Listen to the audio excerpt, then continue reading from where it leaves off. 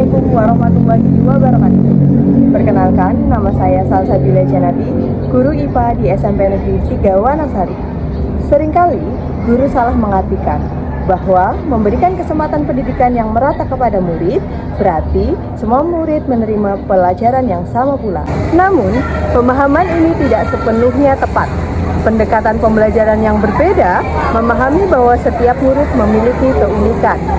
Oleh karena itu, penting bagi guru untuk memberikan kesempatan belajar yang seimbang dengan memperhatikan karakteristik dan keunikan masing-masing murid, termasuk memberikan akses sumber belajar, proses pembelajaran, dan dukungan yang sesuai. Pada kesempatan kali ini, izinkan saya untuk menyampaikan praktik baik penerapan jangka si cantik atau pembelajaran berdiferensiasi jelajah ruang angkasa berbasis TIK yang sudah saya laksanakan bersama murid-murid saya di kelas 7. Pada tahap perencanaan, saya melakukan asesmen awal pembelajaran untuk memperoleh data terkait gaya belajar murid. Dari proses ini didapatkan 50% murid memiliki gaya belajar visual, 37,5% murid memiliki gaya belajar auditori, dan 12,5% murid memiliki gaya belajar kinestetik. Setelah mengetahui gaya belajar murid, kemudian saya menyusun strategi pembelajaran yang dapat mengakomodasikan kebutuhan belajar mereka dengan membuat modul ajar berdiferensiasi.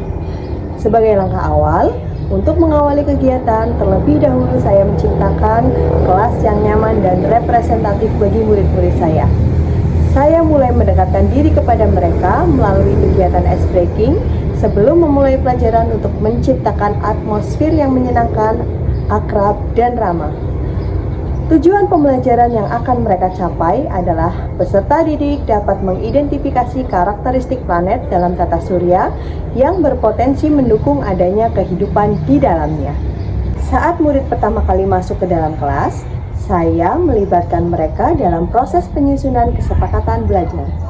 Mereka diminta untuk menuliskan harapan dan keinginan mereka terkait dengan kegiatan belajar di kelas pada hari itu. Tujuan dari kegiatan ini adalah membangun komitmen bersama antara guru dan murid selama proses pembelajaran. Ini kita sudah menyepakati kesepakatan kelas. Kita baca satu-satu ya, mulai dari nomor 1.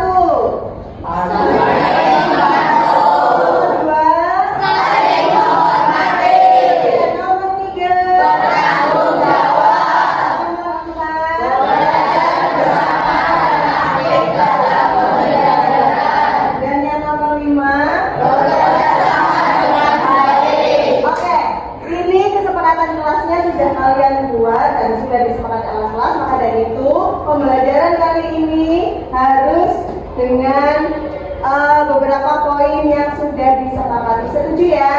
Setuju ya? Berdasarkan asesmen awal, saya mengorganisir kelas saya menjadi 16 murid memiliki gaya belajar visual, 12 murid memiliki gaya belajar auditori, dan 4 murid memiliki gaya belajar kinestetik.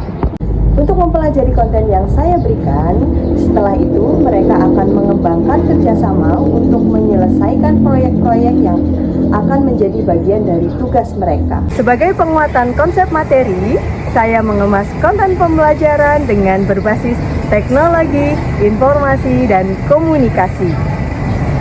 Mereka akan saya ajak untuk menggali informasi dari sumber-sumber digital mengenai nama-nama planet dan karakteristik planet. Ya, tentunya sesuai dengan gaya belajar mereka. Nah, disinilah terlihat adanya diferensiasi konten. Kelompok visual akan mendapatkan sumber belajar video yang berisi tentang benda-benda langit dan karakteristiknya. Kelompok auditori mendapatkan sumber belajar berupa audio podcast. Kelompok kinestetik akan diarahkan untuk bergerak untuk melakukan aktivitas bermain kartu yang bernama kartu Jerusa, jelajah ruang angkasa, yang saya kembangkan dari kartu Uno. Mereka akan bermain kartu dengan mencari kartu soal dan jawaban dengan tepat. Disinilah saya mengemas konten mereka berbasis edugame. Setelah murid mempelajari kontennya, mereka akan mendapatkan konstruksi berikutnya. Penugasan berikutnya saya kemas dalam diferensiasi produk. Kali ini saya menguatkan pemahaman mereka terkait karakteristik benda planet dengan memberikan proyek yang tentunya menyesuaikan dengan gaya belajar mereka. Kelompok visual diberikan arahan untuk mengerjakan sebuah karya visual berupa infografis dengan memanfaatkan aplikasi Canva for Education. Fasilitas gawai mereka sudah membawanya dari rumah. Kelompok auditori diberikan arahan untuk mengerjakan sebuah karya lagu terkait dengan karakteristik benda langit. Sedangkan kelompok kinestetik diarahkan untuk membuat kartu atau flashcard yang terkait dengan karakteristik benda langit.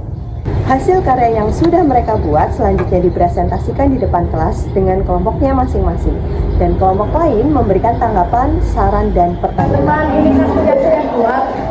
Merkurius adalah planet yang terkecil, Venus adalah bintang fajar, Bumi itu adalah tempat kita tinggal, atau planet merah.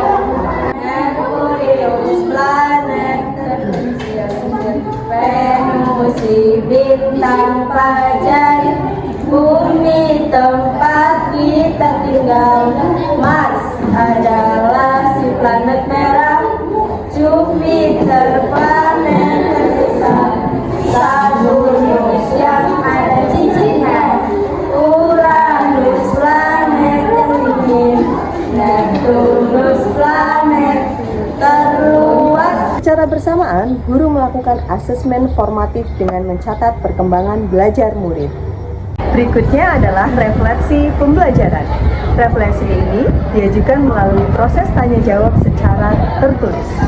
Permainan refleksi ini kami beri nama Saya Tahu Sekarang, di mana murid-murid diberikan kesempatan untuk menuliskan satu hal yang mereka ketahui setelah mengikuti pembelajaran. Tulisan mereka kemudian ditempelkan pada papan yang tersedia.